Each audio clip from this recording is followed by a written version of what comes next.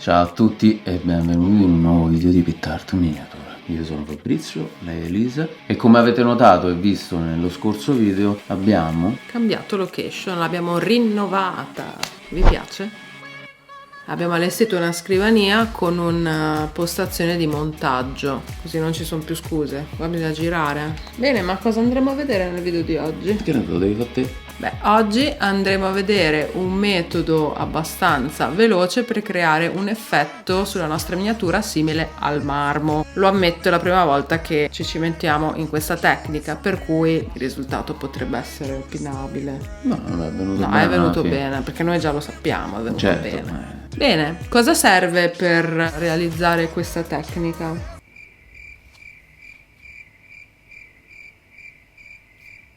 Ci serve un panno antipolvere, questo l'abbiamo preso da Risparmio Casa, quindi lo potete acquistare a pochi euro. L'importante è che sia di quelli leggeri con una trama facilmente espandibile, si può dire così, che le fibre siano abbastanza morbide e sottili. Cioè praticamente è talmente fino che questo non lo vendono per spolverare, lo vendono per fare il finto marmo.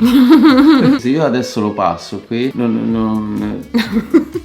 Comunque questo Non è di marca però. Via. Poi colori, una miniatura o comunque una superficie su cui vogliamo creare questo effetto e un aerografo, lo ammetto, in questo caso serve l'aerografo. Ma come sempre, prima di andare a vedere come si fa, vi ricordiamo gentilmente di iscrivervi al canale, Di attivare la campanellina. e di commentare qui sotto. Noi vi ringraziamo come sempre e buona visione. Buona visione! Per questo progetto avete sicuramente bisogno di una miniatura o di una superficie su cui applicare il colore. Io ho dovuto mascherare con del cellophane la miniatura che ho scelto per proteggerla e non rischiare di sporcare con l'aerografo tutto il lavoro che ho fatto fino adesso. Poi scelgo un primo colore di base, deve essere un colore metallizzato per cui potete usare o l'oro o l'argento, questo dipende solo dall'effetto che volete creare, se volete tenere una tonalità un po' più calda oppure delle venature più fredde. Io ho scelto l'Old Gold della K, ovviamente essendo che non si tratta di un colore specifico per l'aerografo ho dovuto diluirlo con qualche goccia di thinner. Quindi verifico la consistenza, poi lo verso nel serbatoio.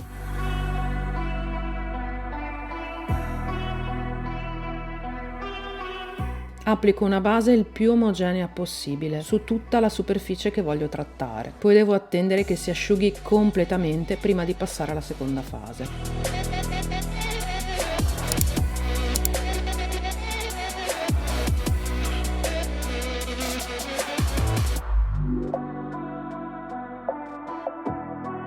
Vado a scegliere un secondo colore, io ho scelto questo rosa perché voglio mantenere delle tonalità come ho detto calde, ma potete utilizzare un azzurro, un verde, un viola, potete sbizzarrirvi per creare decine e decine di tonalità diverse del vostro marmo.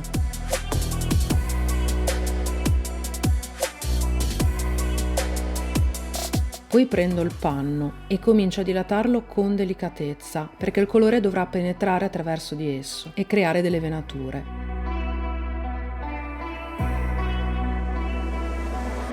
Lo appoggio sulla superficie in maniera aderente, cercando comunque di prestare attenzione al verso delle venature del mio panno.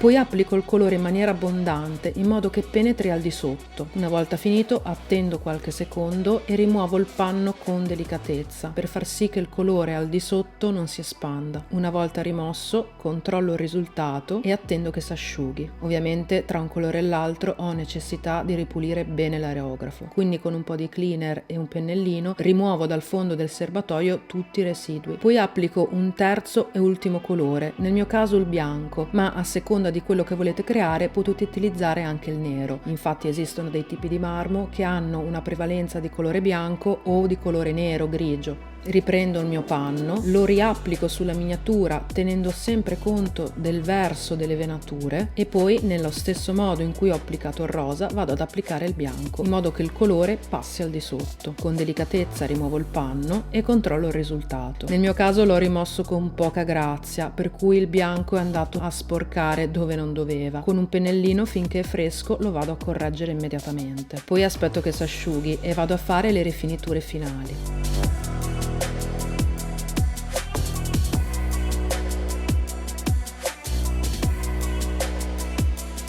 Con l'oro e il rosa vado a riprendere le venature del mio marmo in modo da renderle leggermente più evidenti. Poi, trattandosi nel mio caso di uno scudo, applico delle velature per andare a evidenziare tutti i volumi.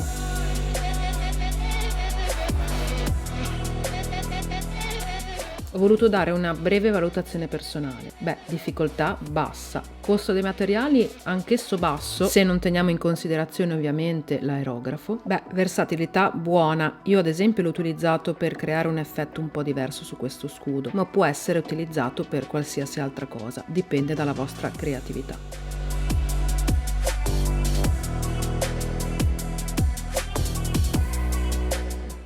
Ragazzi, allora abbiamo constatato che questo non serve per spolverare ma per fare il finto marmo, che la tecnica con qualche accorgimento funziona. E se il video vi è piaciuto e vi è stato utile mettete un bel like e come sempre se volete delle informazioni in più basta che commentate qui sotto. Noi ci vediamo in un prossimo episodio.